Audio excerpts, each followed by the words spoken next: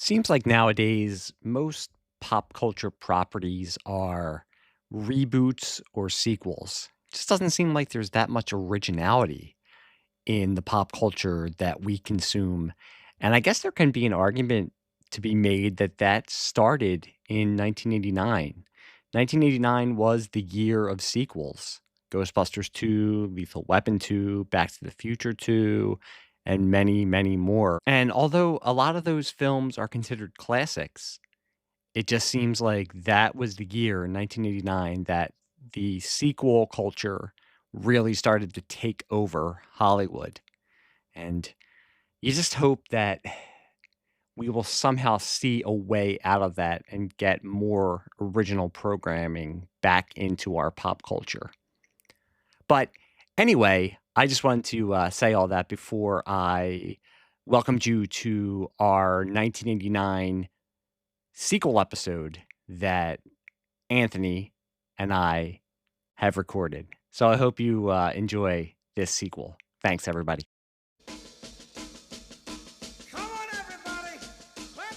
Hello, and welcome to the Pop Culture Basement Podcast. I'm your host, Mike Jamison, and with me tonight, for a sequel not too long in the making, is Anthony, also known as Foil Consortium. Anthony, it's not like I'm going to ask you how you're doing, but it's not like it's been that long since we've talked, so how are you?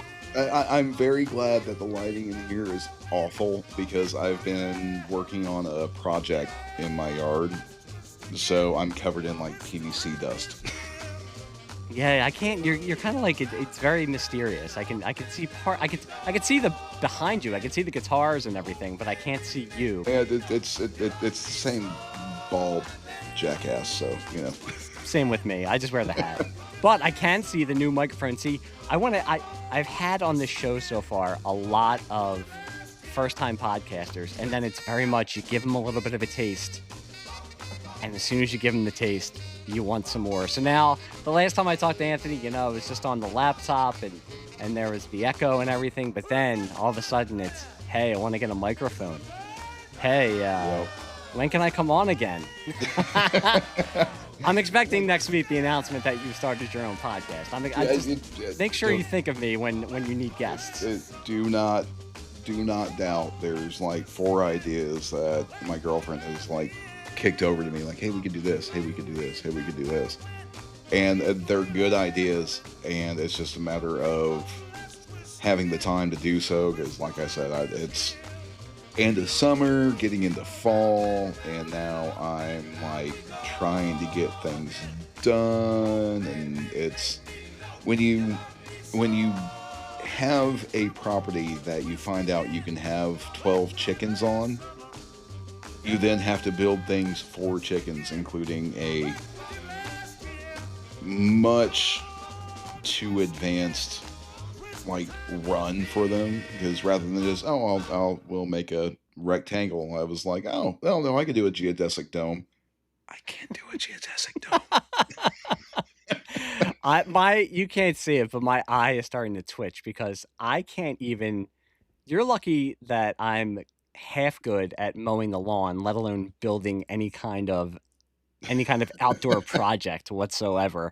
And you're talking about you should consider yourself lucky that your girlfriend is saying, hey, I have ideas for podcasts. Because right now I'm podcasting in the small window between my wife taking my daughter to dance on Tuesday nights, and she has to stay there because it's farther away than her normal dance. So she just has to stay there for 2 hours. And basically I said to Anthony, ooh, I can podcast tonight because I have a little bit of time. Yeah, I have a window. Let's do it. Exactly. And we were in that experience. The youngest was in gymnastics and then did dance recitals and things like that in school. So, those are all things that I'm not going to say you take for granted as a parent, because you really don't. You get these opportunities, and these opportunities are very limited run, for lack of a better way of putting it. Like, think of it as a limited series, the Spider-Man Wolverine team up. Is that the one when they went to Berlin and Yes. Leeds got killed? Yep. I bought that at 7-Eleven. I don't Getting know back if right into it. I was gonna say, I don't know if that was 1989, but yeah, I was trying to segue. I was like, "That'll be a good segue." Much like the year 1989, if all of you fans out there remembered, Anthony and I came together a couple episodes ago to do the pop culture of 1989, and we found ourselves after hitting the stop button with about 27 pages worth of notes that we hadn't covered.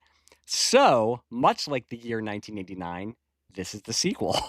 The year of 1989, sequels. the year in pop culture, part 2.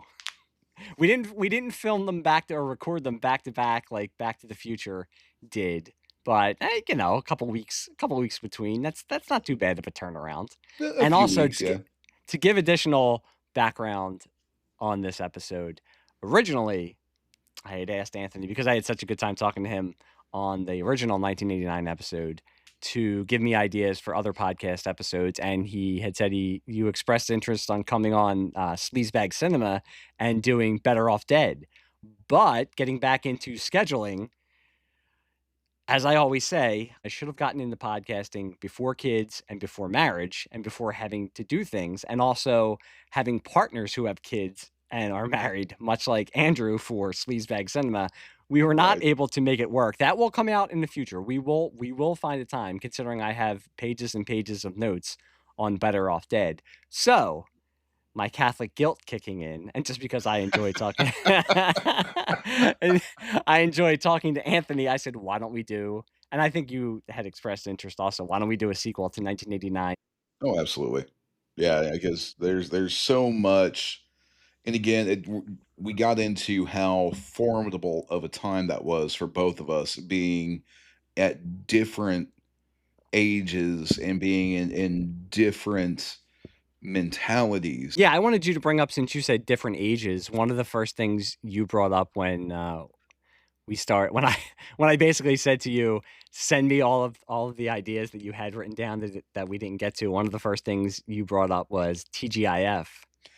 Man, and you get into, I looked at a whole list and I was like, "Oh man, I watched this and I watched this," and it was really the first iteration of TGIF, which was at that point Full House, Family Matters, Perfect Strangers, and Just the 10 of Us, followed by Baba Walters and Hugh Downs on 2020. 2020. And that really gets into like my earliest memories of watching the news after watching an evening of TV, especially on a Friday, because, through the school year, bedtime was this.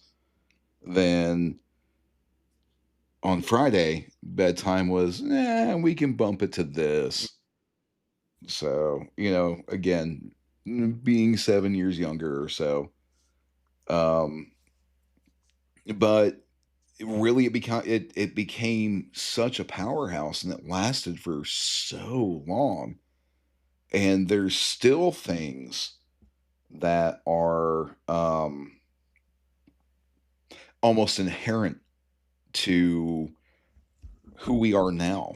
Like, for example, we brought the Beach Boys on the last episode.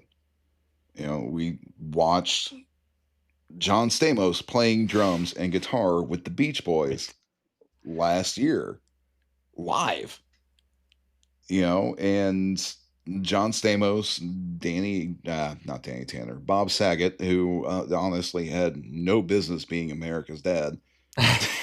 Not if people have listened to his stand-up, and God Oh, love his him, stand-up is rest is in peace. absolutely vile. I mean, when Oh, you get into, hilariously so. oh, it is it's like you get guys now like Jim Norton, or you get guys now like even South Park, that satirical, just deadpan, absolutely gutter delivery of Bob Saget and his stand up, and you're like, really, this was Danny Tanner. He was the clean freak. He had like the earliest representation of obsessive compulsive disorder on TV. And I think that's why it worked for him also because he looked like somebody who would be America's Dad. He looked so clean cut and innocent. I mean, you could see you brought up Jim Norton, and I love Jim Norton, but you could see him being a scumbag because he looks like a scumbag. Now, Bob Yes. Saget looked like America's Dad, and then and I think he And then he enjoyed. opens his show with the aristocrats. Yes, I think he enjoyed ripping that image apart after Full House was done, and you're bringing up Full House, also America's Funniest Home Videos, which, America's Funny Some Videos, I mean, another he one that, like, was for a good 10 years everywhere, yeah, Bob Saget.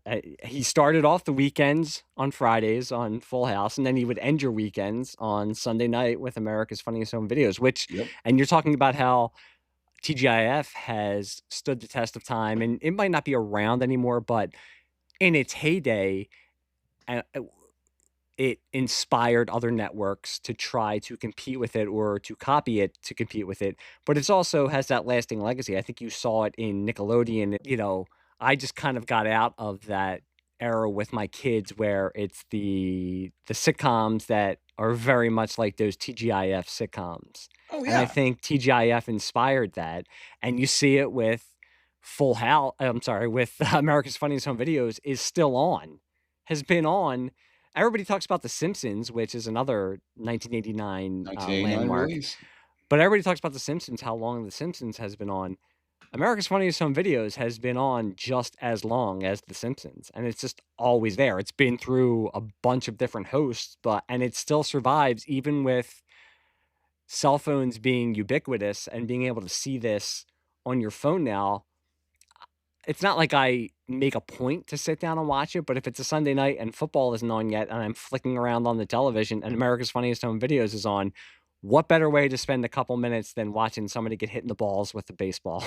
Right, and now it's become this entire concept of they've taken the home out of it, America's Funniest Videos, Mhm. but it's still, like, the basis of YouTube. It is Yeah, the basis of the biggest social media, and there's a lot of air quotes there. It's still a very social media. It is like, and without YouTube, you don't have TikTok. Without TikTok, you don't have, or well, without YouTube, you don't have Vine. Without Vine, you don't have TikTok.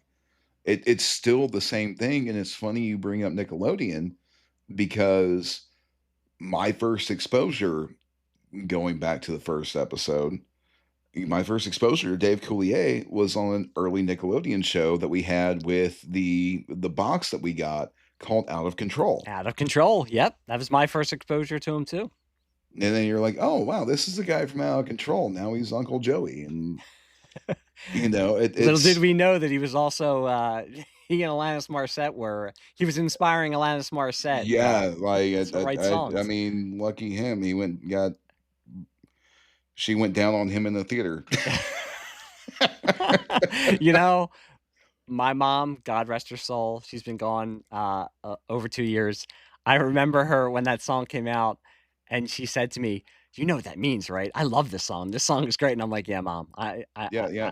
I know what it means." I'm a teenager, or I'm a I was in burgeoning my 20 adult. no, I was in my 20s by then. No, that's okay. Well, Remember, I I'm was a old. teenager. My mom I'm was like, yes, I am old. I'm not sure how much I like this song, but you know, it's still like there's all of these Venn diagrams for this point in time where you're getting this overlap. I mean, again, case in point, looking at that original lineup, that, and again, what was arguably the best lineup, it was Full House followed by Family Matters, which was a spinoff of the next show, which was Perfect Strangers, Yeah. which had The 10 of Us, which was a spinoff of Growing Pains. So, I mean, it's sequels, spin-offs, things like that. It's interesting to see how all of these things kind of combine to make this like one sparkling moment. And they were And and they were able to keep recycling and chugging it out, and that's what made it last for so long. A lot of times, the original is always gonna be the best, but then it had and I'm trying to think of was it Hanging with Mr. Cooper was one of the shows that Hanging ev with Mr. Cooper was another one, and Sabrina the then Teenage Witch. Which again circles back to comics because Sabrina got her start in the Archies. With Nick Bakay as the voice of the cat, who was from Oh, yeah. Night After Night with Alan Havey, as we brought up in the first episode. But to wrap it back around, I was a little bit older, well, older in air quotes, in '89. So I thought this was above me to watch TGIF. But I also had a very young cousin who lived 2 doors away from me. So I'd be over my aunt's house all the time. It would be on Friday nights. I was exposed to it. I knew who Balky was. I knew who Steve Urkel was. So that was the beginning of the weekend. You would begin and end your weekend with Bob Saget. So you'd have Full House on Fridays. One of my vivid memories of my childhood is Sunday nights being at my aunt's house in the fall. My cousin, my aunt would comb her hair after she would take a shower. She had Mhm. long hair, and my cousin screaming because it would hurt her as my aunt was combing out You got the her Johnson& knots. Johnson No More Tangles Yes, spray. combing out her knots in her hair, and my brother and my two other cousins and I watching The Simpsons on Sunday night and America's Funniest Home Videos. Right, So because they were, like, back to back. You go from Fox to we book ABC, that's how we bookended the weekends. and, it was you bring up Cousin Balky, and, Bronson Pinchot is, like, the ultimate character actor. I'm very surprised that he didn't do more, and maybe it's because he became so well known as Balky. Because if you watch him in True Romance, he's very, very good. Oh, yeah. And I'm sure that well, I was gonna say Tarantino, but Tarantino didn't direct it. I'm sure he was cast because he was totally going against type of what he was known for, and I think they did that because the public, it's not like True Romance was a big movie, it became big after Tarantino got big, but he was totally cast against type, and I think the producers and Tony Scott probably had that in mind when they cast him. But before that, he was known for Balky, and he was known for Beverly Hills Cop. Beverly Hills Cop, and then after that, it was The Langoliers. That's right. Yeah, that's Yeah, I right. just, like, a as the most Cousin Larry Appleton that Balky has ever been. Just absolutely buying into the whole, "I'm a very busy man and I've got things to do," but he is emotionally disturbed and not capable of dealing with what's going on. And man, those TGIF shows, especially Perfect Strangers, it made me think I'm gonna grow up. I'm gonna have these cool, huge apartments that all of these people live in, and I'm gonna have jobs that I never really have to be at any certain time, and I'm gonna get to do whatever I want. It doesn't matter, you know. It really disappointed me when I got older and figured out that Yeah, I figured out that, yeah, none of that was gonna be the case. there's a reason why the 2 cousins were living together. They couldn't afford, 800 square feet in Chicago. And for me, I never you look back now, Jaleel White, you gotta give it to the guy because, great example of background character who took over a show. Oh, He was the absolutely. '89 and then into the '90s version of the Fonz, Well, and who and and he started as was just gonna be a one-episode thing, much like the Fonz, which, good on Henry Winkler for, living his best life now. Shout out Henry Winkler and doing trout fishing right now. yeah, Uh, I see the pictures every day on yeah, Twitter. right. But you know, uh, but he went on, and I think he tried to get beyond that character of Urkel in later series that he was on. He even tried to move away from the character of Steve Urkel on the show. When he was Stefan. Stefan Urkel, Or yeah. Kel, yes. But, it was, and even to the point of where, since we're bringing up Happy Days, their jump the shark moment was splitting the personas of Stefan and Steve. But, it's I'm glad you're bringing that up. Sitcom history is so great, and it's very different now because TV is so different now, and there aren't that many sitcoms that are even on. I think Big Bang Theory was probably the last gasp of the huge sitcom, and it goes in circles. Who knows? In a couple of years, we might be talking about the new great American sitcom. But sitcoms, it's so funny to see a show, and you brought up Happy Days, much like Happy Days, Family Matters. It started out as a family show. It was based in reality, and it Yeah. wasn't about Steve Urkel. But by the time it got to those final seasons, you have Steve Urkel splitting his personality into two, and much like Fonzie, where I always remember watching the episode in syndication when Mork. That's how they did Yes. the Mork and Mindy spinoff. Is Mork came and visited Fonzie and Richie Cunningham. So something that started out as a very reality-based family show becomes this over-the-top, It's almost parody of itself. But very much so, and again, it started with Perfect Strangers, where Harriet was the elevator operator. There's even an yep, episode in the first 2 seasons of Family Matters where Harriet is discussing losing her job because they got an automated elevator at the Sun Tribune because he couldn't have one or the other. And for those of you who don't know, in Chicago, there are sure. 2 newspapers. There's the Sun Times and the Tribune. Tribune, yep.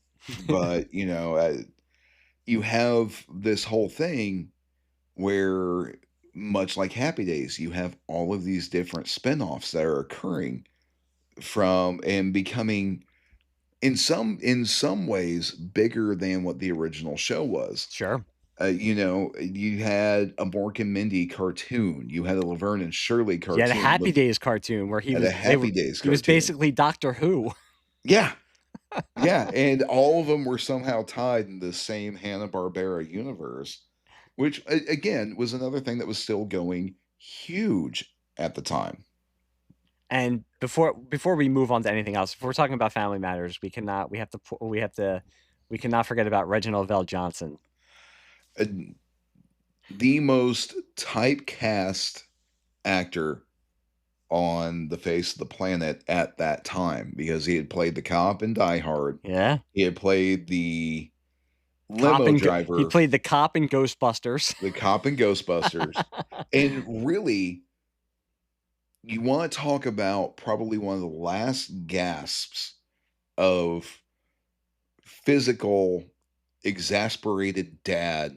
Sure, You had Full House. I would say him and Uncle Phil. Yes, yes, I would absolutely put Reginald Vell Johnson at the same level as James Avery. Ah, thank God you remembered the name because Yeah. I couldn't remember his name. But, I mean, again, we talk about the longevity of these shows that were just starting to come out in '89.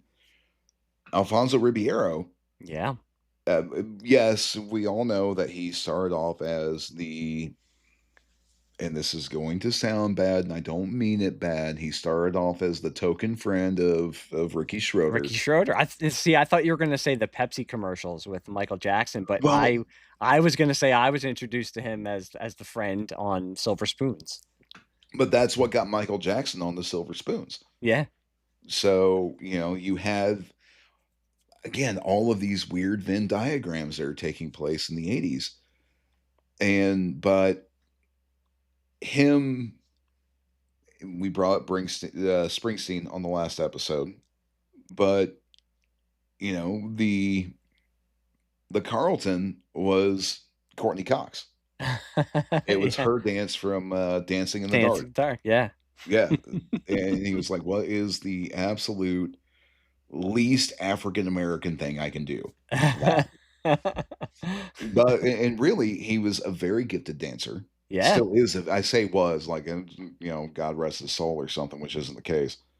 But No, I mean to bring it back, he's currently hosting America's Funniest Videos. yeah, exactly, I think for the last exactly. 10 years he's been doing that. He's a survivor. We're bringing up Urkel and I mean we brought up Full House, which of course gave us the Olsen twins. Um and they've all had varying degrees of success. But Alfonso Ribeiro is he's a survivor. He's still out there, and you know what? It might not be the most glamorous job in the world, but he's bringing home a paycheck every week, so it doesn't But matter. he's also happy is what Yep. it seems at least. Yeah. Like he's content to he's come to terms with being Carlton. Yeah, he's leaned into it. I don't think he's ever really run from it. So But I mean, and you go on YouTube at any given point in time, and there's always someone doing the jump on it dance that him and Will did.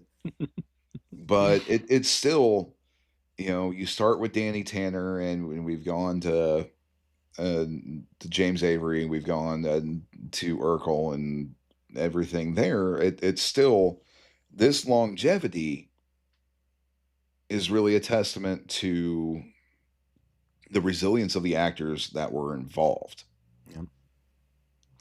And it's funny you're bringing up longevity, and we're bringing up how TGIF inspired other networks to try to develop a block like that, and they weren't really successful. People still now bring up TGIF as an example of what the network was able to do back then to develop a block of programming, but bringing up shows that whose footprint are still felt from 1989. I can remember watching the premiere of this show in the summer of 1989, and it was in the summer of '89 because NBC did not think that it had much of a future, so they threw it into the summer Right. instead of as a replacement show or in the fall, and that was the Seinfeld Chronicles in the And summer of that '89. For such a show that's associated with the '90s, much like Friends, and we're talking about blocks of shows, Seinfeld eventually being the cornerstone of the of Thursday night shows Thursday on nights. NBC, must-see TV. Again, and this goes back to our first episode, being a comedy nerd and watching Comedy Channel and watching HBO and just knowing that Jerry Seinfeld was a stand-up, seeing that he had a show coming on NBC, I remember watching it down the shore in the trailer that I shared with my aunt's family and my family, watching it when it premiered and thinking it was okay, not knowing that it was going to become one of the greatest comedies of all time. Right, and like a cultural icon. But if you look at that same lineup, though, that first year it premiered, the Thursday lineup for NBC was Cosby, A Different World, Cheers, and they plugged Seinfeld into the summer. Prior to that was Dear John with Judd Hirsch, Yes, which which do I not watched. that my mother loved that show. I knew Judd Hirsch because my dad was a big Taxi fan, and I've since Mm. become a big Taxi fan. I've bought the complete Oh, series on DVD. It's one of the great, not that it's underrated because I think people know Taxi, but it's not as big of a classic. It's much like WKRP. It's yes. known, but its fans appreciate it for what it is, and Taxi is the same way. But so I knew Judd Hirsch, which is the reason why a 14-year-old is watching a sitcom about a recently divorced, Yeah, like, and I had recently no clue what's divorced going man on. who's He's in going group to his group therapy. meetings, but it and they struggled with what they wanted to put in that 9:30 slot. So mid-season, right before they did the Seinfeld Chronicles, because I thought it was going to be nothing, Wings. Yeah, It gave us Thomas Hayden Church. It gave us Tony Shalhoub. and it's funny because Wings at the time got a bad rap, I believe, because it came from a lot of the creatives from Cheers, Yep. and it was compared to Cheers, and Cheers is one of the greatest sitcoms of all time. Yeah. So you're It not was. anything that you compare to Cheers is not going to live up to that. I watched Wings. It was never one of my favorites. It's a consistently funny show. And It there's a is lot to be consistently said for funny, that. That and I I grew to appreciate Wings more in syndication. mhm. Also, it was 9:30 on a Thursday. It wasn't like I was staying up to watch it, right? But, the other side of the anchor for that entire lineup for that day was one of the biggest shows of the late 80s, early 90s, which is LA Law. Which is a show I never watched. I had a friend of mine who wanted to be a lawyer and has since worked in uh, the law. So even back then in high school, he made a point to watch it because he knew he wanted to be involved in some way or another in the area of law. So he would watch LA Law. I only knew it for the advertisements. I knew who Jimmy Smits was. I knew who Corbin Burnson was, probably from Major League, as we brought up in the Yeah. in our first Yeah. episode. But it was not a show that I ever watched. I have more memories of Hill Street Blues because my dad watched it when I was younger. Now I didn't watch it as much, but I just knew of it because my dad watched it. Well, see, and I knew more of In the Heat of the Night than Hill Street Blues. Like my grandparents, even after it was in syndication and in reruns, like that was my granddad's thing was he had one tape he would use and getting back into the VCR conversations, and he had programmed his VCR and consistently could still program his VCR to record the Golden Girls, In the Heat of the Night, Archie Bunker's Place, or All in the Family, depending on what was being shown. And this was all like syndication in their local market. And they would watch every episode like that was their evening wind down. My grandmother and my granddad would sit there. My grandmother would eat her orange, which for her was the sweet treat. You know, that would be wrapped in a kitchen towel. So that way, I don't want the peels getting everywhere. Of course. And they would sit there and they would watch what they had recorded, and it's the same stuff they've watched for, the better part at that point of the last 10 years.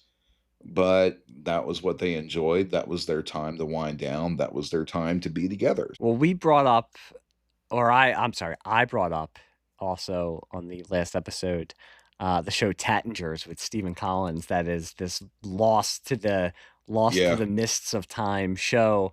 And then this week, right before we recorded this, I saw on Twitter an old school TV Guide advertisement for a show called Shannon's Deal that was Shannon's on, Deal. I believe, NBC. It starred Jamie Sheridan, who famously was in The Stand, Yes. and Yes. he was Okay. a lawyer who had been, I don't know if he'd been disbarred, but he had, or no, I'm sorry, he had a gambling addiction. So he was down on his luck. He was with a prestigious firm, and they fired him. So he was starting his own law firm. It was set in Philadelphia, which back then to me, because hardly any shows were ever set in Philadelphia.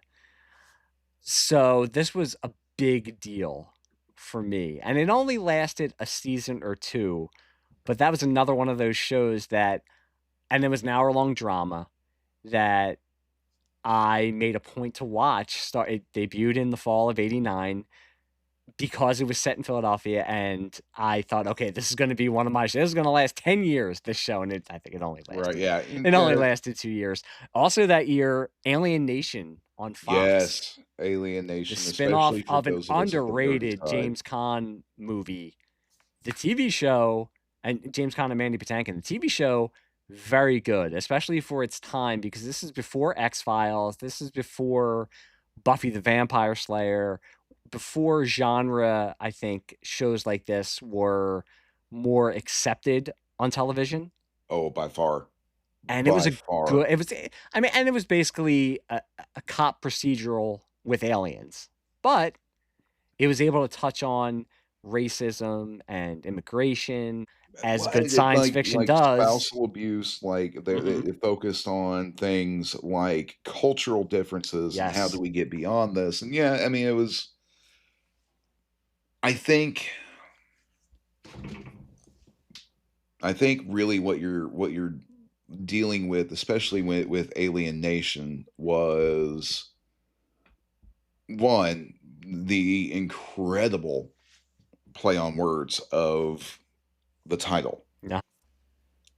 Two, you're dealing with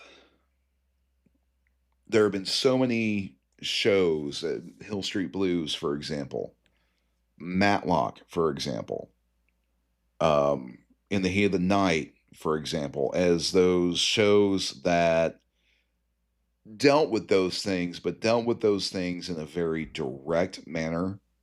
And I think shows like Alien Nation created a concept of abstract thinking, especially for those of us who were impressionable and starting to kind of get an idea of self at that point in Yeah. time. You know, it became, well, yeah, it's a great show. It's a cop procedural, but they're dealing with all these things, and it's in ways that we haven't really seen before. But again, art is the mirror that we hold up to society, and it really allowed. I think it allowed us as a culture to progress where we did. Yeah, and we're going from, that deep and heady description of a very good show that only lasted for a while to, the Burt Reynolds star, B.L. Stryker, that also debuted in 1989. Yes. I am literally a peek behind the curtain.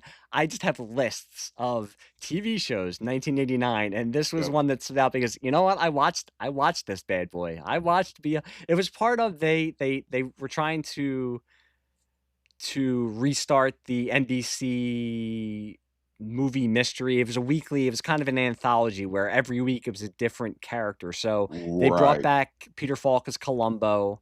So one week it would be a Columbo episode, the next week it would be BL Stryker. It was Burt Reynolds solving mysteries. I can't remember what the premise was. I just No, remember the title because it's such a Burt Reynolds title, BL it very Stryker. much is. But and again, it's a couple of years before Evening Shade. Yes. And Burt And Reynolds was kind of at a low point in the later '80s. It was past his late '70s prime where he was the biggest star in the world, mhm, and the early '80s had seen his star fade.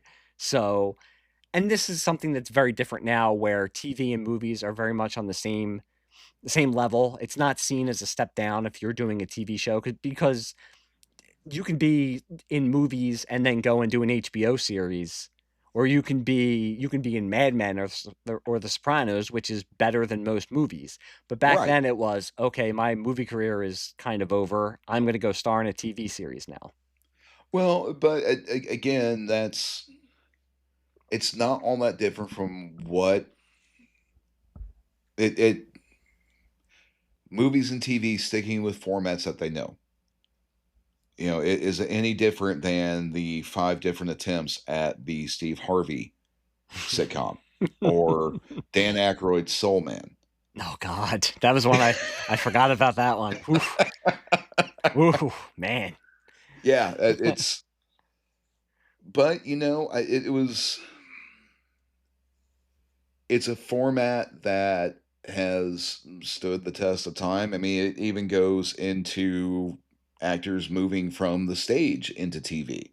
You look at the title of his book that came out in 88, not 89, Say Goodnight, Gracie by George Burns. That was their shtick when they were in vaudeville. Yeah, And they brought it over to early radio or to radio, then to early TV. So it's really one of those things where if it works, you still keep trying it. And that's why, in 86, Lucy had her, living with Lucy. yeah. That I know was I'm going off script, but No, but that was her last sitcom because I always remember the episode with John Ritter because she was such a yes, fan of John Ritter, and that was supposed to be, "Oh, we're gonna bring John Ritter on." And Lucy, it worked for her for so many years. After I Love Lucy, she had her and Vivian Vance, and it would be every iteration of the show would have her and the best friend, usually Vivian Vance, and the usually. boss, whose name I can't remember, but it was always the same guy who is parodied by The Simpsons all the time with the yes kind of Yeah, voice. And he was yeah. even in it was and it's like it's Lucy in the '80s, which it didn't seem right and it didn't work. It's a shame It because that was it didn't, but it was still and at least it garnered people to watch a channel that they weren't watching because again, you're talking about this is before must see TV. This is before, you know, Having all the choices in the world. right, having all the choices in the world, and literally everyone was trying to compete with ABC. And if you look, and like looking at their lineups through the fall into the spring, it was MacGyver, then Monday Night Football, and then once football was over, the ABC Monday Night Movie, then when that was China Beach. when that was something big, the Monday night movie, because you didn't have access to movies like you do now. So sometimes that was people's only way of seeing a hit movie from a couple of years ago. Right. You know, and Tuesday was Who's the Boss? The Wonder Years, Roseanne. Talk about a cultural icon that really kind of came up with the late 80s, early 90s. And then they tried Chicken Soup, but then they released Coach, which debuted in 1989. Which is another one, much like Wings, when it was on, got no respect, but it lasted for 10 years, It and did. is another one that is a solid. It's just a solid sitcom. It's nothing groundbreaking. It's nothing that is going to be remembered as something that turned the format on its head. But it's just something you would turn on and you can leave on the background and you watch it for a little bit and you're going to laugh. Well, and you know, you have Jerry Van Dyke in it. My You Mother the have Car. Craig T. Nelson. Jerry Van Dyke in Um, his first sitcom that actually lasted more than a couple of episodes. right, Famously, he yeah, was in My Mother like the Car. He was in a string of oh my, failures. yeah, yeah. But it had a single dad raising a teenage daughter who is divorced, who is dating someone who is highly successful in a market he's not in. It's very much like a fish out of water story. I actually like that it had a progression. The Yes, comic nerd in me likes the continuity that it starts with the team he's coaching is terrible and they eventually start to get better, and then he gets hired. I think is it the final 2 seasons or just the final season where he's hired as an NFL coach for an expansion team, it was the final season. the final season. But I like that. It was. There's a line from that final season where he goes to visit his daughter in New York. You know, it's Christine's first time coming back to New York, and they go and visit her. Tara, I think was her name, and she's like, "Oh, I don't have coffee." And he's like, "I want a cup of coffee. I've been on a flight all day." He's like, "Well," she's like, "Well, I don't have coffee. I have espresso." And it's always been kind of my running gag with people who are like, "I don't drink coffee. I drink espresso." Like, what, you want a little cup of burnt coffee? Yeah, I can remember as I got older, I thought to myself, I should start trying to drink espresso, make myself look like an adult. And then I was just like, Yeah. I don't understand why people do this. I'd rather just have a cup of coffee. Yeah, and, you know, as someone who goes through a pot of coffee a day, Oh, yeah, me too. Me I too. like my espresso. I will have it occasionally, especially if I'm at a, you know, things that you learn later in life. You know, if I happen to be at like a nicer Italian restaurant, I'll have an espresso after dinner. Mhm. But, you know, by the time I was in high school, Starbucks were popping up like Walmarts.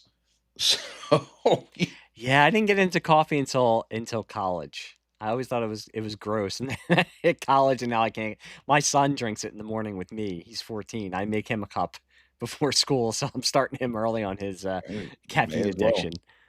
Um, Yeah, there of all the things that are out there, caffeine is yeah, not the yeah, worst I'm by not. far. Yeah, that's fine. There was another. As I was researching 1989 television, there was a show called Doctor Doctor, a sitcom with Yes, Matt Frewer as yes. a doctor in Rhode Island. A funny show. It only lasted, I think, 2 seasons. I think it lasted 2 seasons. This was another one. I knew of Max Headroom. So when I saw Right. that there was going to be a sitcom with the guy who was basically Max Headroom, I was intrigued, and it was a good show. It was didn't last that long. These are all shows I can it brings me back to the room I shared with my brother and me sitting on the floor. We had a little TV, a little box TV that was on a TV cart, and I would lean Mhm. against his bed and I would watch Doctor Doctor and I would watch Doogie Howser MD, which also debuted in Yes. '89. Doogie Howser MD and also Life Goes On. Life Goes On, and that was one that had it was very progressive for its time. Mhm. You have the whole middle class family trying to make it with a Down syndrome kid who becomes a cultural icon Yeah. and really kind of becomes the face of, maybe we shouldn't be discounting these people. Yeah, I'm Yeah, not. you look back to '89, the cultural mores, and I'm gonna we're having fun with all of this and joking around and laughing at some of the goofier aspects of pop culture from the past, but I can remember with Life Goes On, you're bringing up that it broke new ground and it made people think maybe we should rethink how we treat people with Down syndrome, but I also remember being a kid who was in high school Mhm. having people also use it as a way to make fun of other people. Yeah, it Unfortunately. was. It's that continued. I'm I can remember it in when I was in high school in the late '90s.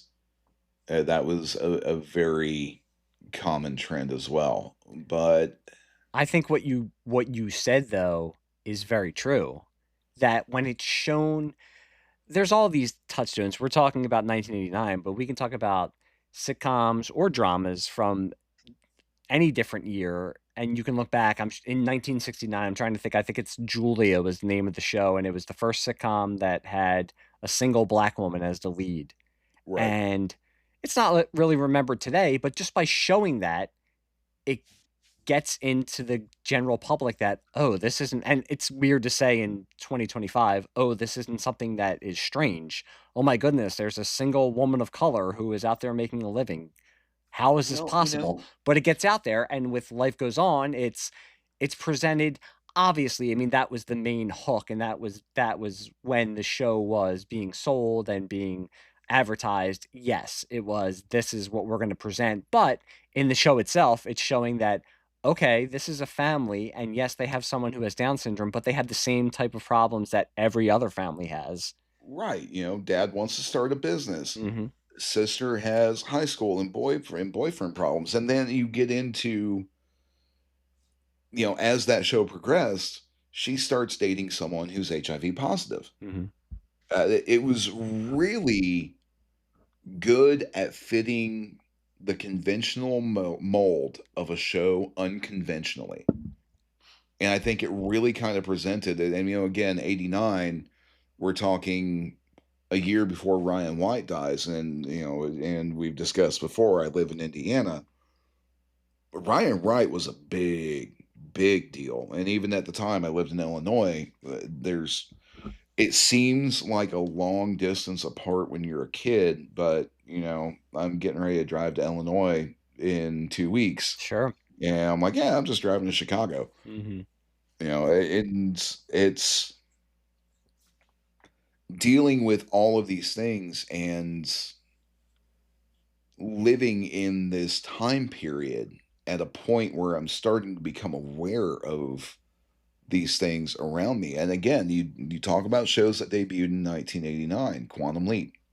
Yeah, You know, we definitely wanted to. We felt like we didn't touch enough upon Quantum Leap on our first episode, so I think shows like Quantum Leap, shows like Alien Nation developed the more.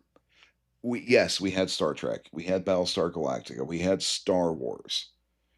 These were dealing with science fiction in a science I'm not going to say possible, plausible perspective.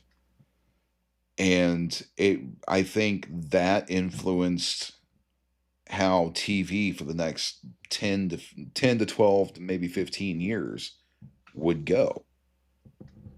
Um, but there was a point where Sam leaped into a kid with Down syndrome, Yeah.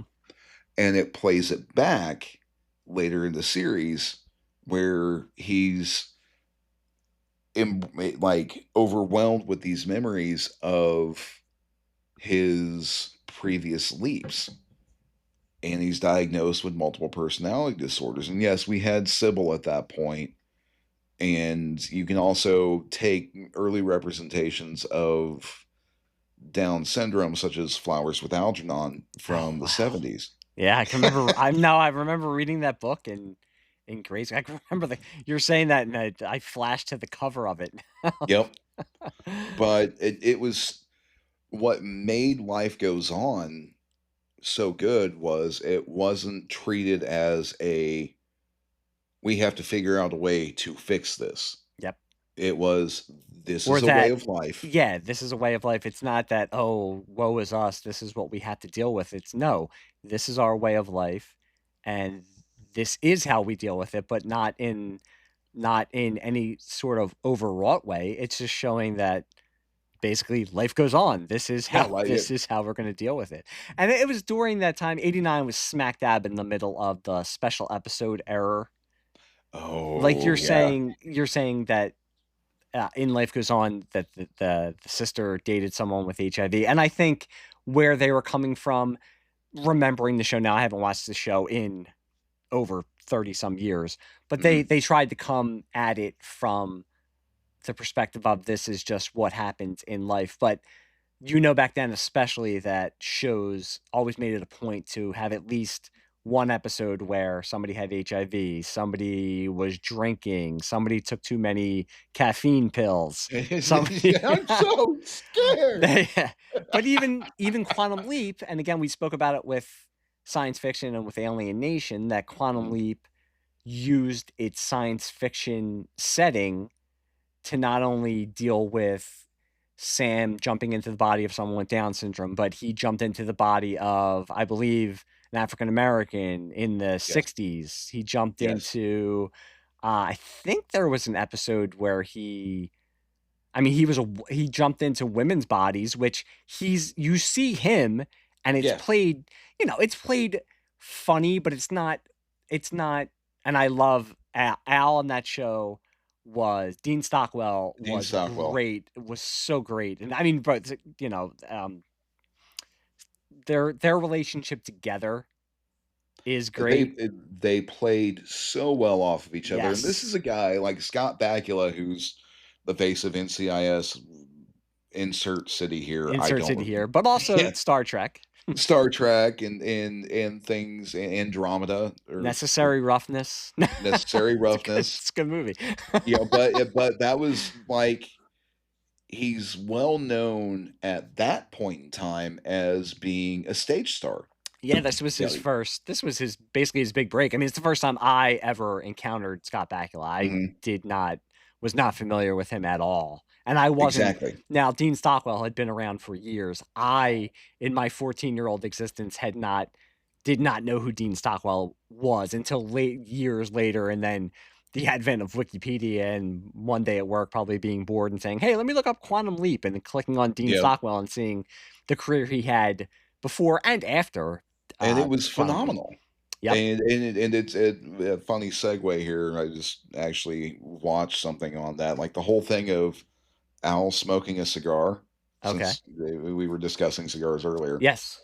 Um, the entire point of that was he had it worked into his contract so that way he could buy cigars on the studio dime. That seems like a very Dean Stockwell thing Yeah, to do. very much. Like, yeah, I get my Cohibas and it's all part of the character stick. That's what it is. That he was great. They were great together. But bringing it back, I mean, there were episodes where Sam jumped into a woman, so he had to. You would see him dressed in women's clothes, but we as the audience see him. But it's played and as I said, like Dean Stockwell, I'm sure would make a funny remark, but it's never talking down, and it's never. And Quantum Leap, I mean, one of the best episodes was jumping into the body of I almost said J. Edgar Hoover, was Lee Harvey Oswald. jumping into the body of Lee Harvey Oswald. That was a great episode, and that was I remember NBC really pushing that episode, and because Quantum Leap, it lasted, I think, what, 5 years, possibly 4 or 5 years. It was never a huge hit. It was very much a cult I show. think it was a total of 6 seasons. 6 seasons, okay. They canceled it after 4, but if you recall, there were like these NBC write-ins back when people wrote Yeah, when rather you than could send write a in and save strongly a worded series, yes. email, Yeah. and they brought it back for another 2 seasons. So, and again, they're getting back to the whole concept of like jumping the shark. There was a point where even Quantum Leap jumped the shark, where Did it it have was, did it have like an evil leaper, or somebody was chasing after him? Is that what it was? Or they had a point because it was always leaping within his own lifetime, that's it. Yep. and then he leaps into his great grandfather's body. Okay. Back in at the end of the Civil War. Hmm. And I get what they were, he does this, he saves Martin Luther King's great grandfather. I get where they were going with Really? it, but it's very much jumping the shark. Yeah. Well, I think I always remember, and it's one of those memes you always see all the time, where it's like, I'm not gonna cry, I'm not gonna cry, and then they show the title card for the finale when it says Oh yeah, Sam Beckett never returned never home. returned home. Now, my wife watched the reboot that came out a couple of years ago. I did Mhm. not. I don't know if you did. I probably asked her and I can't remember, but was it just a total something new and they used the Quantum Leap name, or was it associated with the original? So I looked into it. I have not watched it. If for no other reason, and it like as much media as I consume now, there's so many good ideas out there. Shameless plug our Haywood the Undead. Um, there's it just that's just one. I could go through a whole list of things, but Save that for another episode. yeah, right. I looked into it. I didn't watch it because I don't like the idea of studios not taking risks. Seinfeld was a risk. Twin Peaks was a risk. But Sopranos was a risk, as much as we remember it now. Sopranos, Mad Men was a risk. Breaking Bad was a risk. My son is watching Breaking Bad right now. Yeah, Breaking The Bad was a all risk. of these things that have now, and I said it in the previous episode, I'm going to say it again, that have now infiltrated the cultural zeitgeist to where you can watch a group of guys who were playing video games together and like post the same content just from each of their own perspective are making, come on, Walter, you gotta do the job, Walter, jokes. It or The Simpsons will mock it with like The Sopranos. They did the Sopranos entrance. Mhm. Those things that are so ingrained now in the cultural zeitgeist really do come from taking chances. So I was like, it's Quantum Leap. It's rebooting an old thing. I did look into it, and I did find out that it is technically a spin-off. Okay. It is So it's a like legacy. It's one of basically the a main legacy sequel. characters. It's a I'm sorry, legacy go ahead. sequel.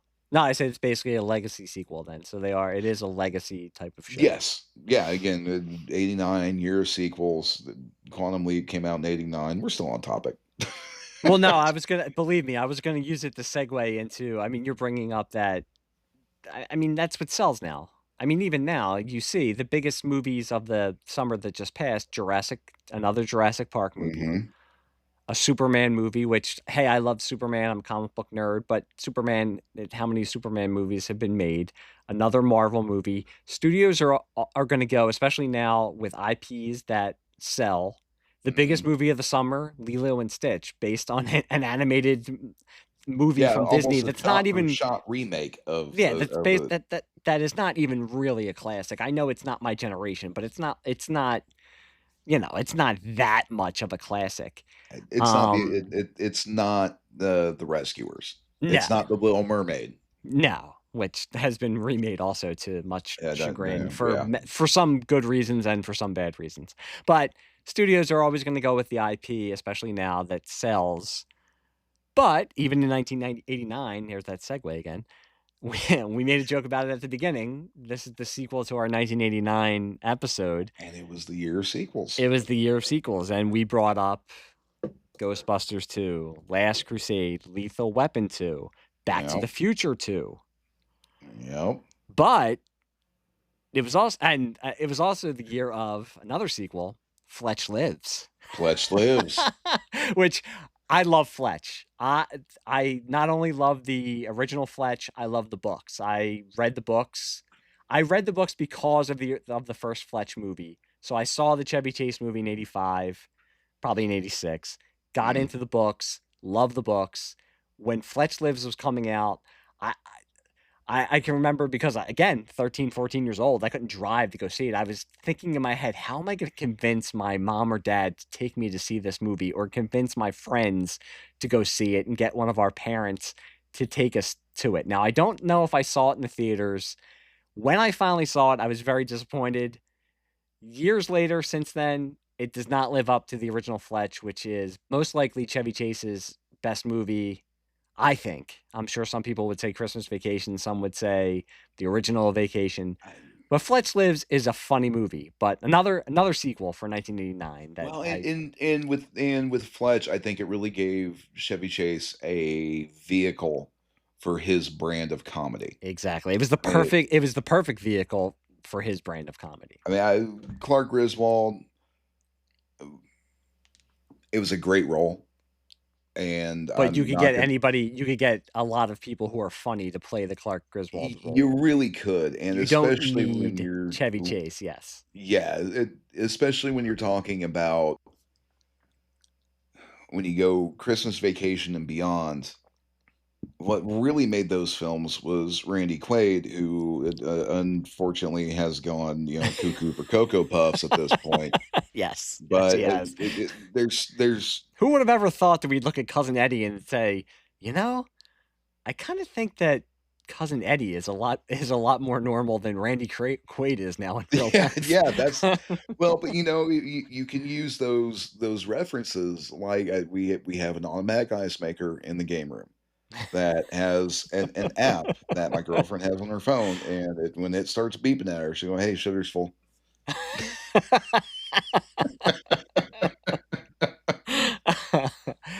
89 also, we're bringing that up. Christmas Vacation is also 89. It So is. another sequel. Yep, it's late '89, Late, of but it course, is it. yes. And I'm gonna have a hot take. I like Christmas Vacation. Not one of my favorite Christmas movies of all time. I do enjoy it. I do enjoy it. It's not one of my. I prefer A Christmas Story over A Christmas Vacation. Oh, absolutely. My wife would get mad at me because my wife likes four movies, and I think Christmas Vacation is one of them. Her and her dad like four movies, and it's both one of the four movies that both of them like.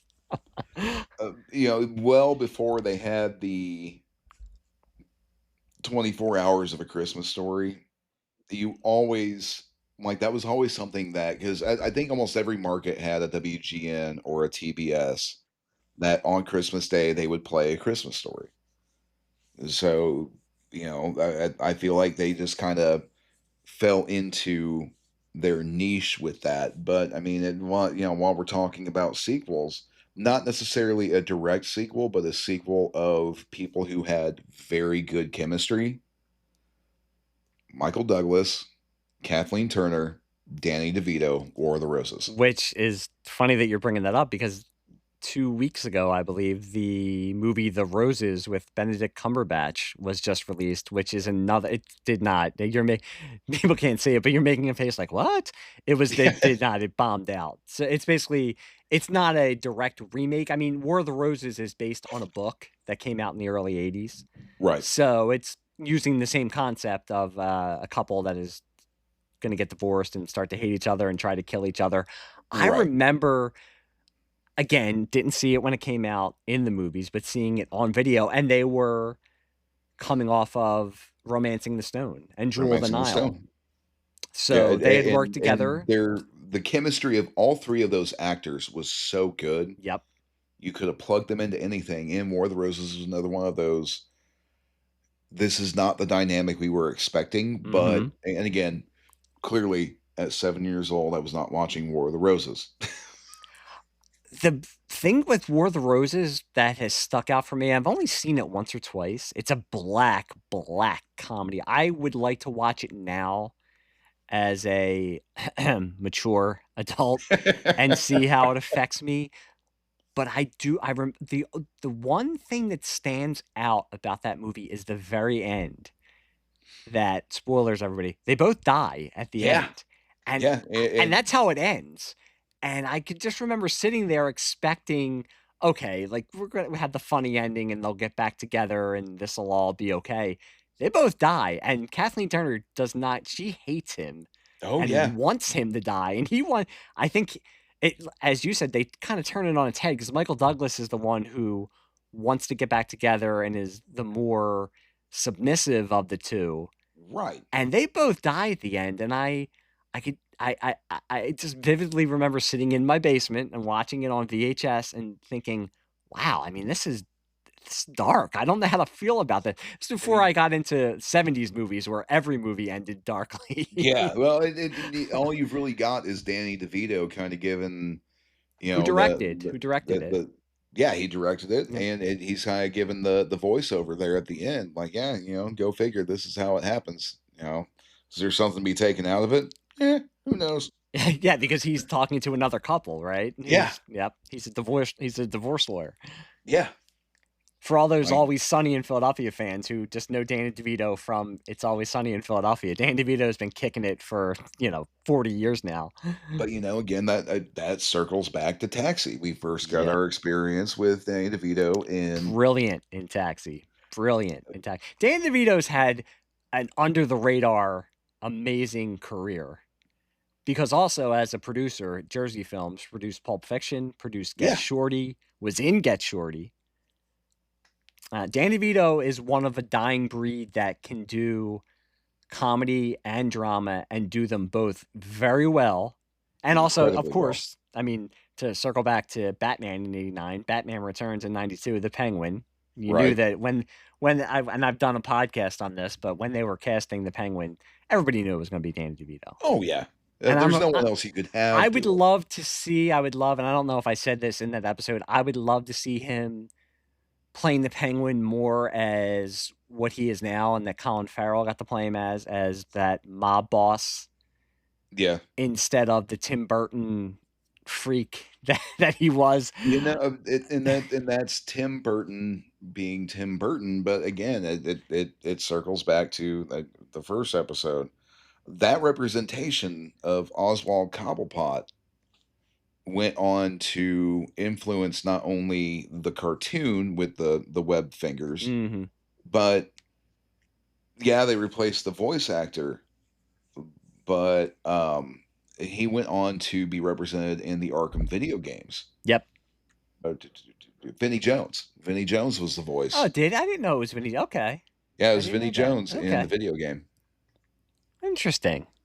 I didn't know that. Who really got his start with being a persona in the 80s playing for Watford as one of the most famous sports pictures from the mid to late 80s, where he got red carded playing soccer for Yeah, because Watford. then he was with Guy Ritchie, right? I mean, Yeah, he He was with Guy was Ritchie, got his start acting in Lock, Stock, and Two Smoking Barrels, but Guy Ritchie was a Watford fan okay. and knew Vinnie Jones from that, who Vinnie Jones has a face for acting. Oh, sure, yeah, and he has a Yeah, space like for those Guy Ritchie movies. Also, I mean, yeah, definitely has a face for those Guy Ritchie but movies. the picture, I think it was from 87 or 88, and it was the most infamous red card of the Premier League at that point, where like, another player for Crystal City or Crystal Palace, excuse me, was running his mouth. So Vinny reaches back, grabs him by the nuts, and just squeezes. Yeah, yeah. I think when Guy Ritchie, when Lock, Stock, and Two Smoking Barrels first hit and he was in it, I had heard that story, or I just heard that something about that he had been a soccer player and that something had happened. So I maybe I'd heard it and just forgot about it, but I knew there was something in his past that had gone on. So okay. Yeah, he kinda became this poster boy, and it may have been in the '90s, because, again, everything blurs together the older you Sure. get. But, yeah, he really became known, at least for anyone who was reading Sports Illustrated, because of that picture, Hmm. I'm gonna have to look it up and now after the episode. but um, we also brought up piggybacking off the first episode, the Comedy Stars from '89, and that I was still very much Saturday Night Live, SCTV. mhm, '89 was the release of Wired, the infamous adaptation of the John Belushi biography, yes. starring a young Michael Chiklis that he thought Yeah, was going to ruin his career, that almost ruined his career before it started. yeah, And we it also was had two, well, one classic and one not so classic John Candy movies in '89 with Uncle Buck and Who's Harry Crumb, which I actually is a favorite of I mine. I It's love not a Who's Harry Crumb. it's not a good movie, but it's a fun movie to watch. It's a guilty pleasure It's film. basically Fletch, but not as smart as the original Fletch. Yes, agreed, but, But it's John Candy, and John Candy with the goodwill that John Candy exudes. And this is we're recording a couple days after the trailer for the Ryan Reynolds documentary about John yes. Candy came out, and I had put on Twitter that I am sure I'm going to be crying when I watch this. I can't wait to watch it because the comedy geek in me just loves that. I mean, people Well, forget that and John Candy was associated with all of those people from Saturday Night Live and Second City that hit it big beginning in the mid '70s. I mean, the yeah, trailer for this and movie shows Bill Murray talking about John Candy. Bill Murray, Dan Aykroyd, John Belushi. They all know Harold Ramis. They were all associated with John. Saturday Night Live tried to get John Candy to leave SCTV and come on to Saturday Night Live after the original cast left. He didn't. One, because he didn't want to leave SCTV, and two, because he knew his movie career was starting to take off. But John Candy, he was one of those guys. Most of his movies now are considered classics. He was in a lot of stuff that might not be good, but as I just said, he was such a warm presence that it doesn't matter how dumb the movie can be. You're gonna laugh because you just like John Candy. well, and, and they even gave him his own Saturday morning cartoon, Camp Candy, yes, Camp as we Candy. brought. Yep. Yeah, and it's A lot of these people, that John Candy, Roseanne had her own Saturday morning Roseanne had cartoon. her own, Macaulay Culkin, since we're talking about, Uncle Buck, Yeah. Macaulay Culkin had his own, and, and even then, Macaulay Culkin, it was heavily edited when I watched it, but, Was you in know Uncle Buck. That was his breakout yeah, role before Home Alone. before home that's how, John Hughes. John Hughes found him, Yep. was And he has talked on this documentary, and it's been the trailer for it has come out, but now they've picked up that he said that John Candy, while they were on filming Uncle Buck, John Candy could tell that something was up with Macaulay Culkin's relationship with his father, his parents, but his father especially. And John Candy was supportive of him. And that's what you want to hear. As I'm talking about how more you want to hear that. I'm not saying that John Candy is a hero of mine, but he's somebody who, as I was growing up, watched his movies, and you want that person to be a good person. yeah, like, And in you this always age of hope us that they're knowing everything now, there are far too many of the people I grew up with that I'm now thinking, oh man, now I got to watch yeah, this movie and I have to think about what this person did. I got to read this book and think about what this person did. I have to watch this TV show and try to enjoy it, even though I know what this person did. Thank goodness John Candy, he's getting a documentary made about him and having all these people praise him because he was such a good person. I mean, the name of the documentary is I Like I Me. like me, Yeah. and it's it's so interesting because, like, in this day and age, it's a lot of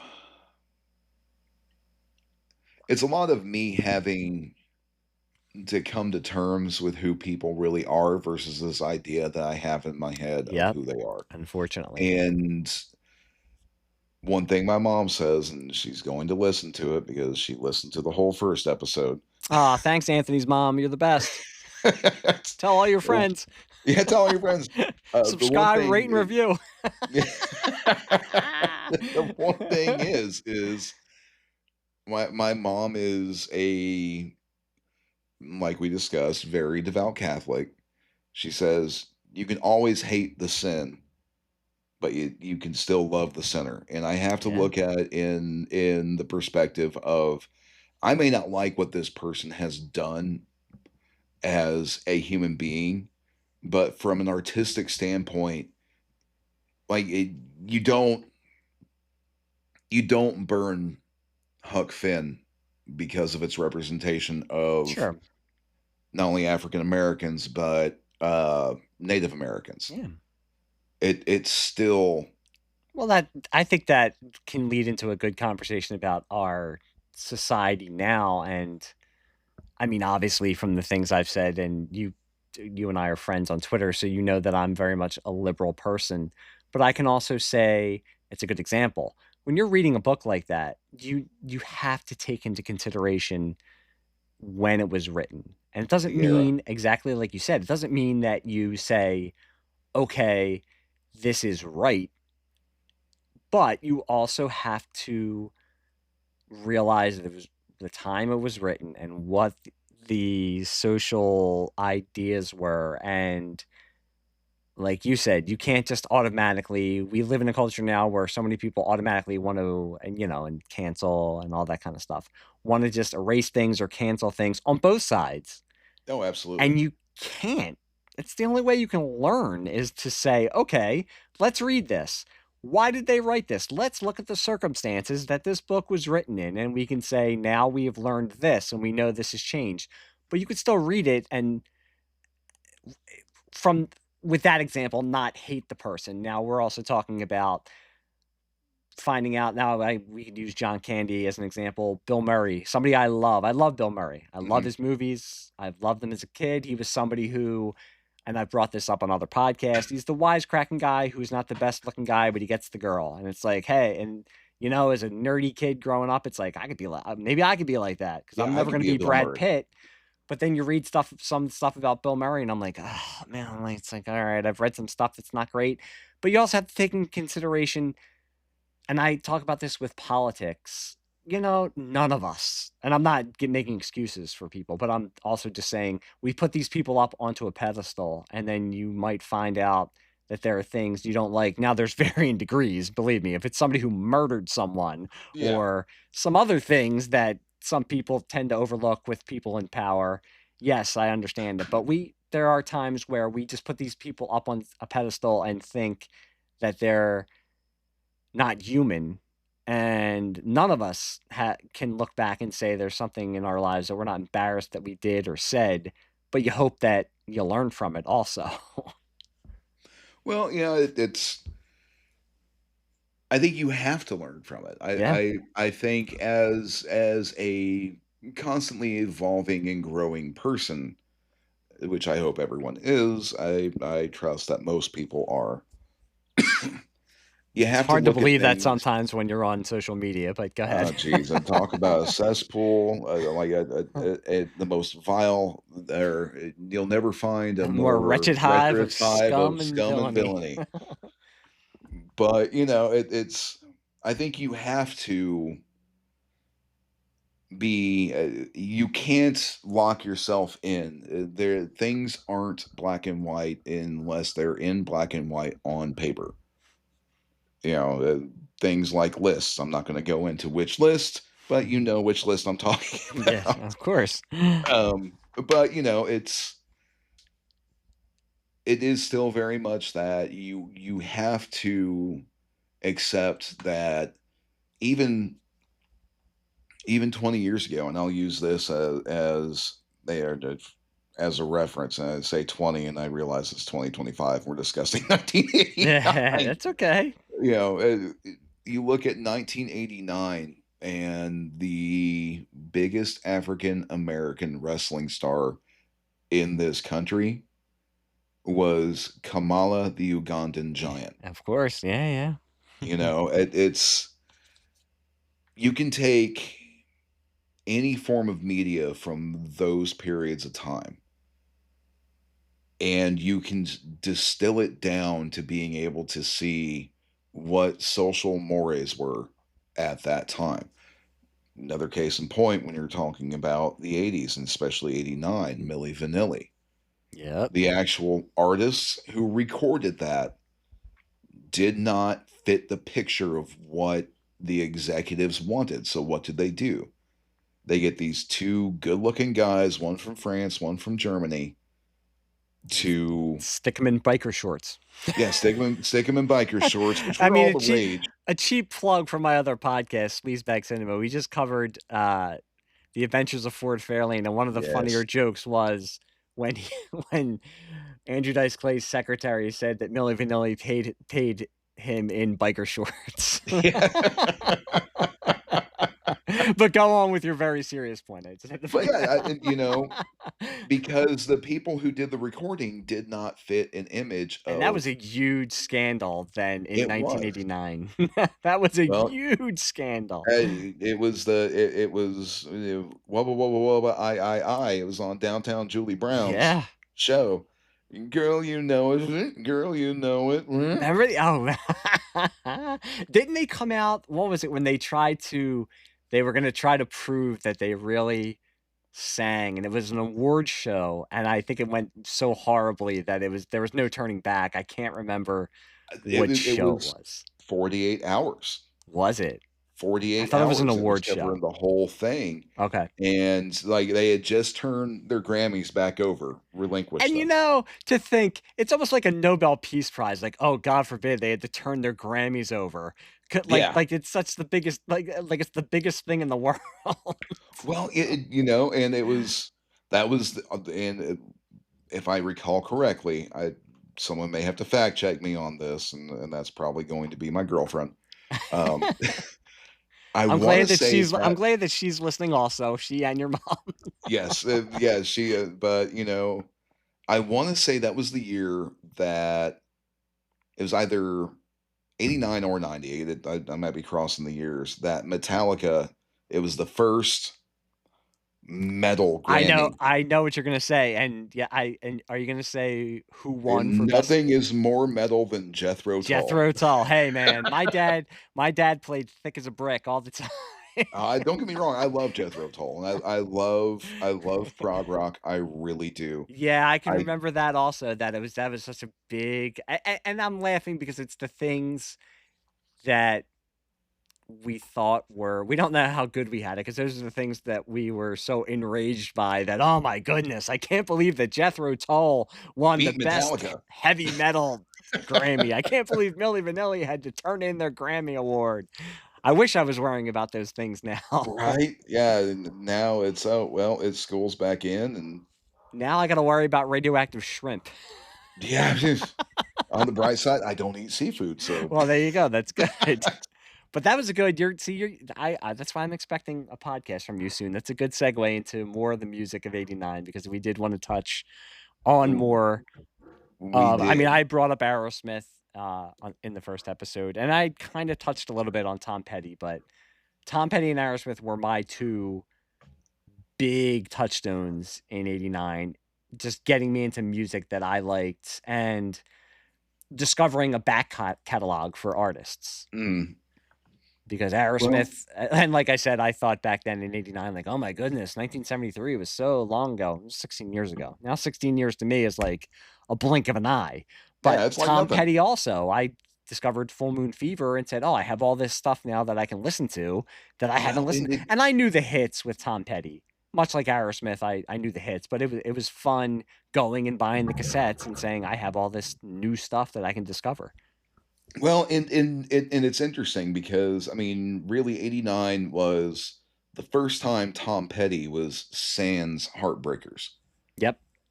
but you Kind of. get. I mean, he's solo, but he had most of them on the album. Yes, he did. Mike It was Campbell was just definitely Tom there with him. Petty, But yes, you're right. You're right. but you get these things that are so culturally important. No one doesn't know Free Falling. No Yeah, one doesn't know Running Down a a Dream. dream. No one doesn't know I Won't Back Down. And I had mentioned Nine Inch Nails. Nine Inch that was my first really exposure to industrial, which was a big thing still for me. We won't discuss my abject hatred of Jared Leto, but that I will be Well, buying. Jared Leto could be hated for so many things. He's just. I could do a whole episode I just saw the on that. commercial for Tron Ares Yes, last night, exactly. and I'm not a big Tron guy, but I saw his face pop up, and I was like, all right, I'm not probably not gonna definitely because my son No, said, oh, what's this? I've never shown him I haven't seen the original Tron in years, but I saw his face appear, and I was in my head, I was like, yep, yeah, I'm yep, no, not gonna see no. that. My But you're bringing up Nine Inch Nails. That was something that was just bubbling under and starting in '89. I yeah, remember my aunt buying the cassette of Steel Wheels yep, for the Rolling Stones yep, and just starting to realize. I'm not saying realize who they were because growing up, I'm sure I had heard Brown Sugar and Satisfaction, and it's there. It's much like the Beatles because Paul right. McCartney came out with an album in '89 also. You knew this stuff. It's just baked in. You know it, but realizing, okay, that they're the Rolling Stones, they have new songs out. Let's get and to think that I mean, I did an episode on the Stones from 68 to 75 because I think Mhm. that's their greatest time period. To think that in '89 their previous album came out in '86 and '86 to '89, I'm sure if we're living it, it didn't seem that different. But to look at the cover of Dirty Work in '86, and they're all in primary colors, and it looks so mid '80s. And that was famously the album that they almost broke up. I mean, it's weird to think now. Keith Richards was thinking about getting a different lead singer. Like, how can you have how can you have Yeah, a different that's lead singer for the Rolling Stones? But he has said in interviews that they stopped talking, and Keith Richards was basically thinking of done. sacking Mick Jagger. He actually had a really good album. I think it came out in '89. It might be '88. Talk is Cheap. Keith Richards, his solo album, which is very good. But Well, that in difference of like the Stones in '86 and then '89, which Steel Wheels, it's an okay album. it's decent. It's the Stones have been since 1978 since some girls really they've just been the Rolling Stones incorporated, and that's fine. There's Well, been a couple it's not all that much songs. different than AC/DC though since '82. Yeah, yeah, you're right. Yeah, there's a great Vine for you kids that was a TikTok before TikTok.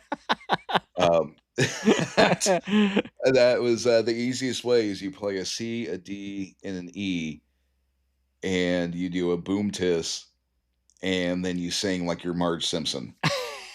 You got to give it to AC/DC though. I mean, to make a career off of that, and to have I one of the biggest albums of all time off of I that, am also. not. I love AC/DC. I like them. I own one album by. Well, I'm sorry.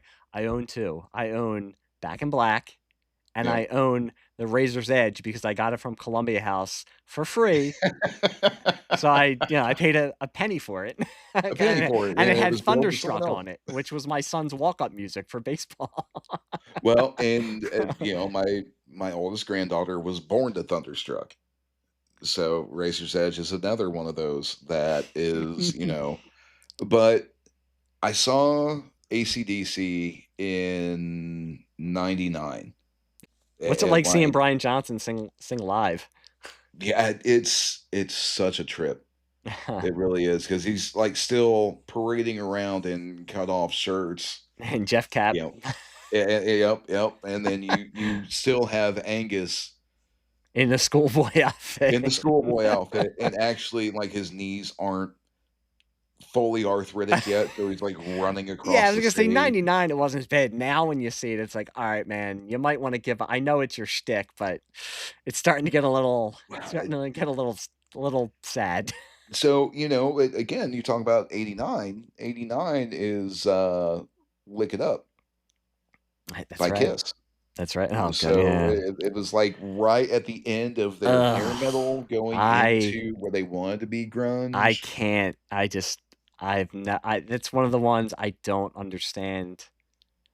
I understand it, but I don't understand it. I understand it in the '70s as a marketing from a marketing perspective.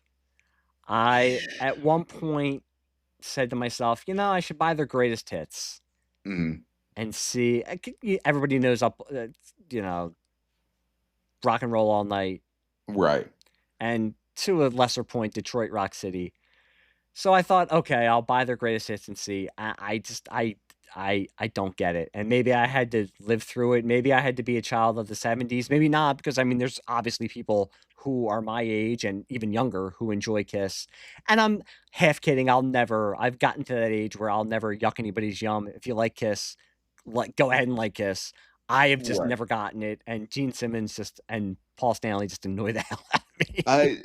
After As the much as 27th I farewell tour, I yeah, can't. and again, as much as I like Kiss, like, it's one of those things that it's not like, if it comes on the radio, I'm not gonna switch it, and I'm probably gonna know most of the lyrics, but I can draw the comparison between AC/DC in '99 and Kiss in '99.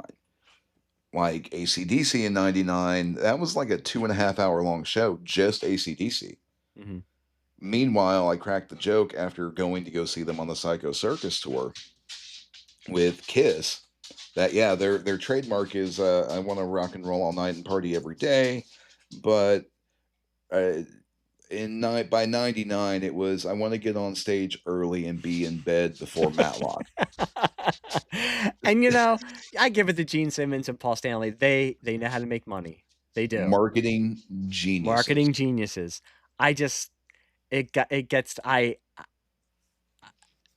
don't know. Like I said, I am not taking anything away if you want to enjoy.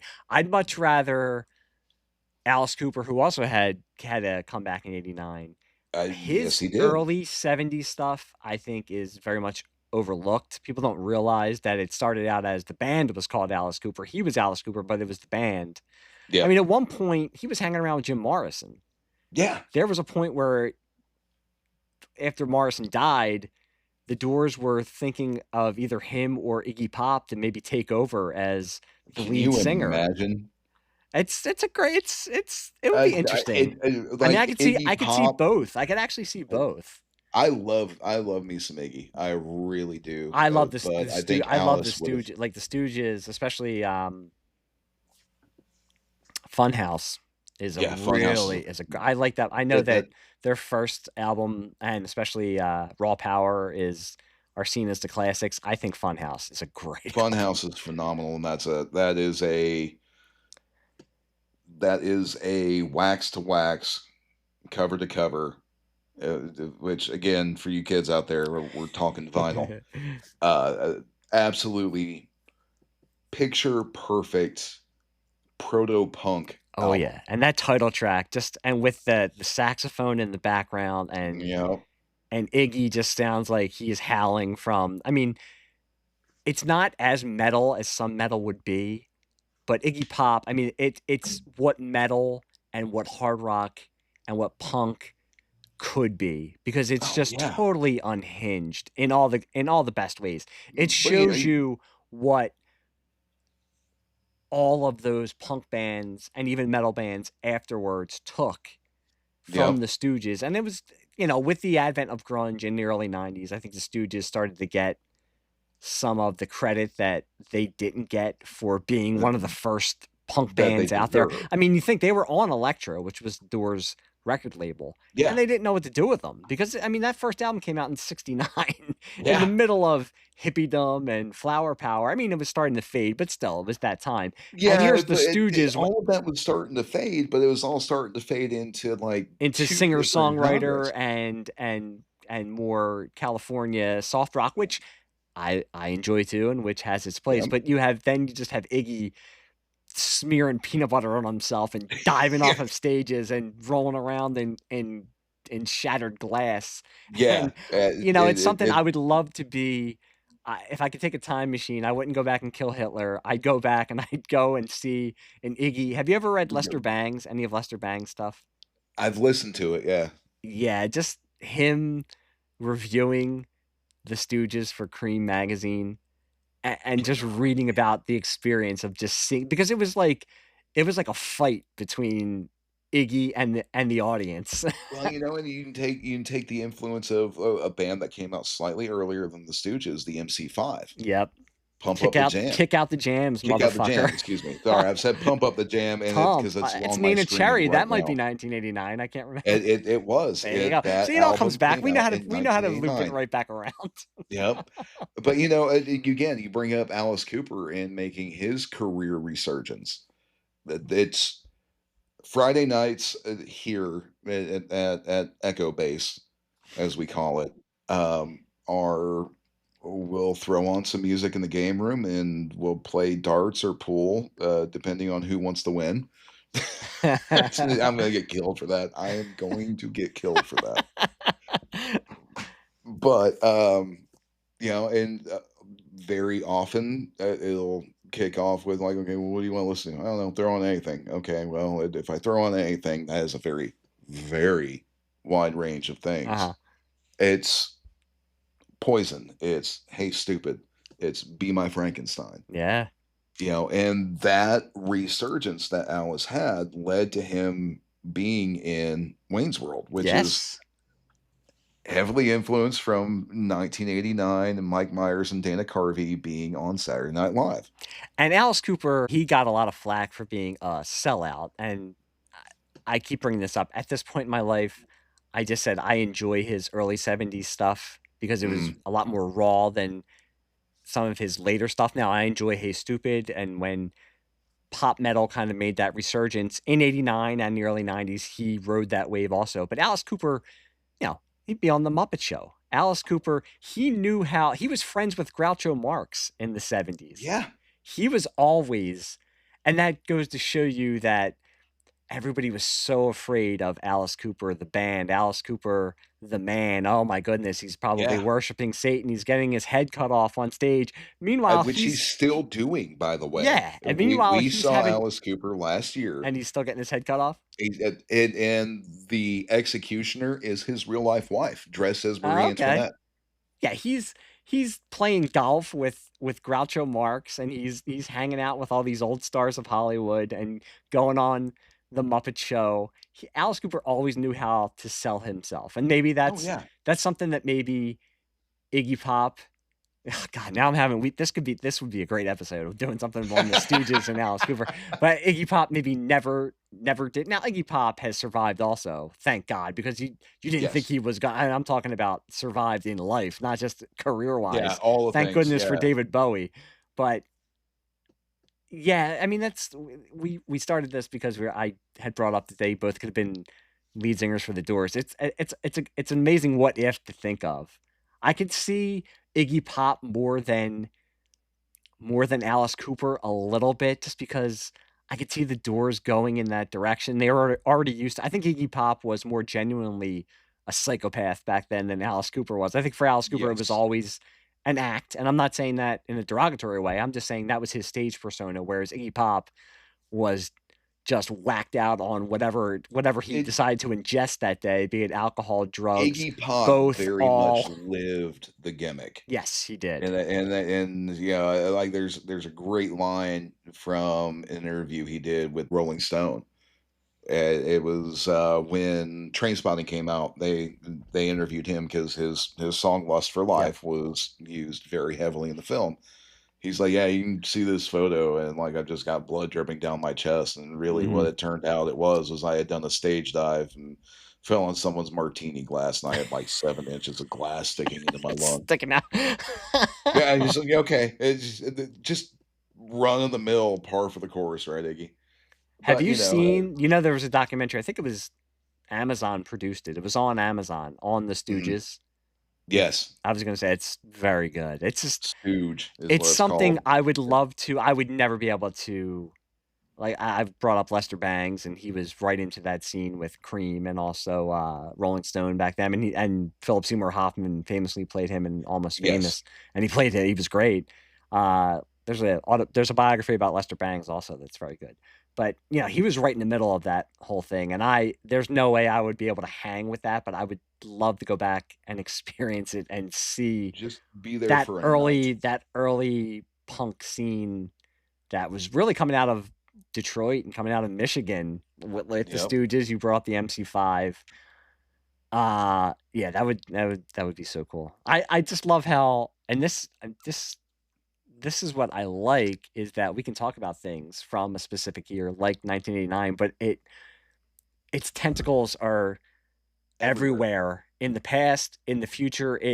Pre it predated so much stuff, or it showed the way to the future for so much stuff, but it was still connected to the past. And that's why it's such Well, an interesting year because it's right there at the end of the century and we're still in that analog world, but we're kind of going into that digital world also, if you get my which, drift. and again, that there was a lot of influence trying to push us towards that digital world. We're just now getting into things in 89, 90, where things that were, let's call them a luxury, were becoming commonplace. Yeah. You know, cable TV, long Computers. distance service, Yeah. phones that weren't a party line.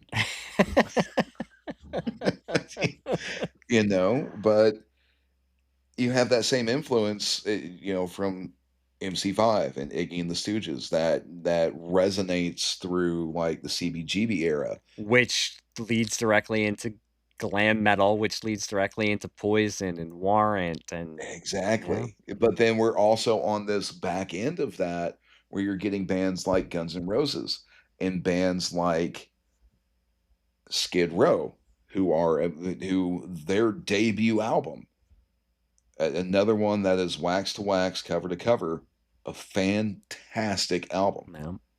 Some say that probably their best album, they might have shot their load with that for and I think they've had highlights since then, but yeah, it's a damn near There I perfect album. I'll give Slave to the Grind like a 70-30 Mhm. positive, but yeah, it's not Skid Row. Yeah. But then you also had old head metal bands that had some success in the 70s and 80s, kind of riding the wave, like Whitesnake and also Great Yep, White. Great White in '89 had Once Bitten, Twice Shy, which I didn't know was a cover song. I just thought it you was their know? song. And that was the only time they had any kind of big hit, but that was huge in the summer of '89. Well, and what a lot of people don't really recall is that David Coverdale was the vocalist for Deep Purple. Yeah. Yes. After Ian Yeah. Gillian, right? I'm sorry? Well, After. he was after Ian Gillian, right? After Ian Yep. Gillan. Yeah, like, Who was the in that original brief Jesus in Jesus window Christ between Superstar. in that brief window between, Ian and the creation of Rainbow with Ronnie James Dio. Yeah, it's a So, crazy that's a crazy time. You great Whitesnake, I mean, I think of when I think of Whitesnake, I think of Steve Vai, and Steve Vai was only there for I think one album, right, with them? he was there for one album. He was with David Lee Roth for one Yeah, album. yeah. I mean, he was a Uh, gun for hire back then. He had his own well, solo album that might have come out in '89, and I'm forgetting. It might have come out in '90. 90. I actually own that on It came cassette. out in 90, Okay. and, again, being the guitar nerd that I am, uh, clearly, uh, you can't see me, I'm pointing at the guitars on my Pointing wall. all the guitars in the background. Yep, that was the first album, from Dream Theater. It was not Images and Words, which is, by far their, like, what's considered to be the current formation's, debut, but their first album before they had James LaBrie as a vocalist. So we're seeing guys like, uh, Mike Portnoy, who went on to be a drummer for bands like Avenged Sevenfold and came back to Dream Theater this year. We have John Petrucci, who was on at G3 with Steve Vai. Just these virtuosos of music that were getting their starts. Other virtuosos, A Tribe Called Quest. Yeah. They just gave Busta Rhymes a Lifetime Achievement Award at the At the VMAs. VMAs, which I was surprised that they actually still have the VMAs.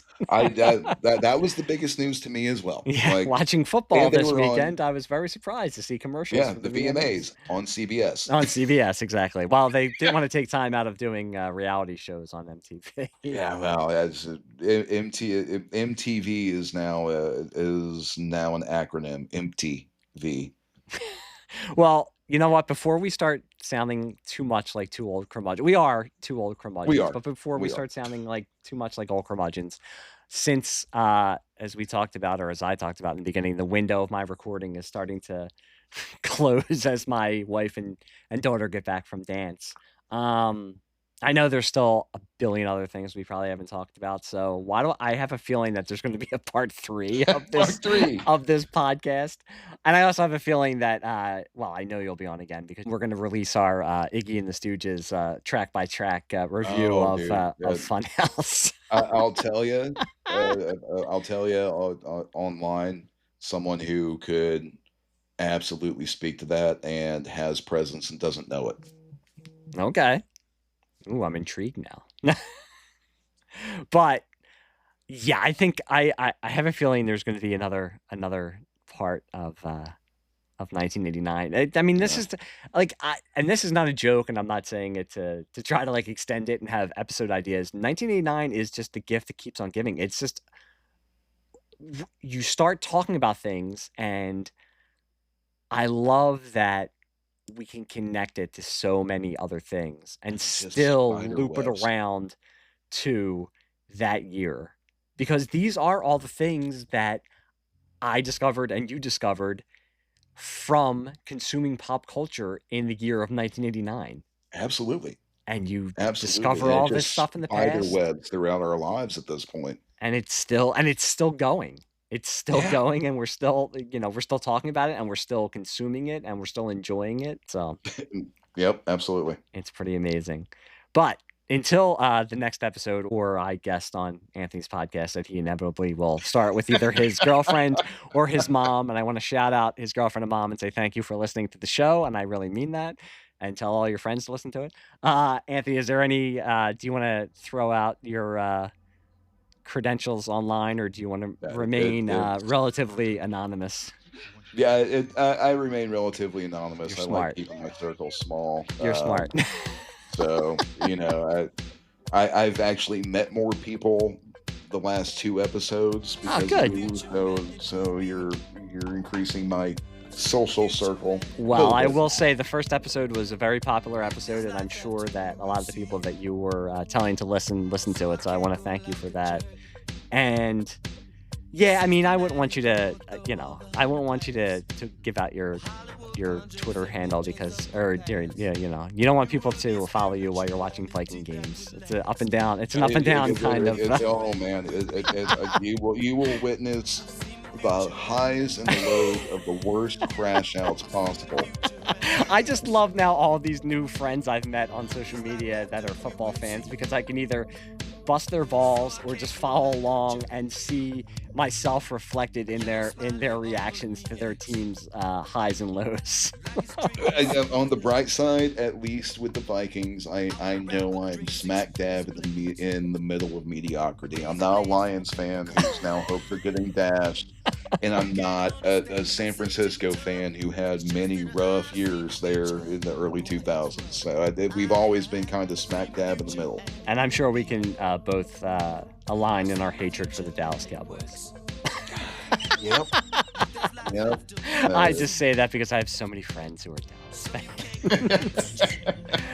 But yeah, I throw out my social media credentials just because I want people to follow the show and follow me. You can find me on Twitter, that wretched hive of scum and villainy that we talked about earlier, under Pop Culture Basement, or just This Lightsaber Kills Fascists I am also on Bluesky under Pop Culture Basement and This Lightsaber Kills Fascists. So, give us a follow.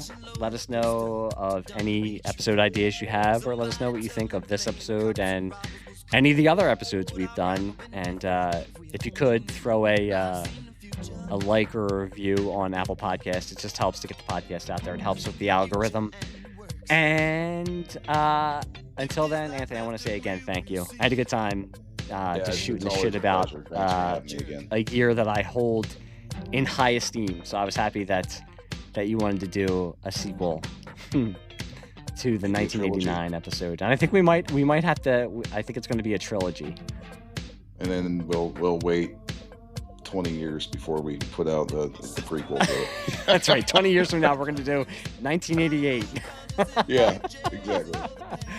But to everybody out there, thank you for listening. I really do appreciate it. And much like Anthony said, over the last couple episodes, because of the people I've had on this and Sleazebag Cinema, I've met a lot of very, very cool new people, and that's because of the guests I've had on, much like Anthony and a lot of the other people that I've met on Twitter. As much as I cut up Twitter, it is a cool place to meet some cool people. Not all cool people, but some cool people. So, Anthony, I want to thank you again. I had a great time. And to everybody else, thank you for listening. And you know what? Before you go to bed tonight, pop in a video cassette, then pop in a tape of Poison or Warrant, and just lull yourself to sleep. Just make sure it's not Kissed. That's all. That's all I ask, is make sure it's not Kissed. But until the next episode, thank you guys, and we'll talk to you soon. Think about the future.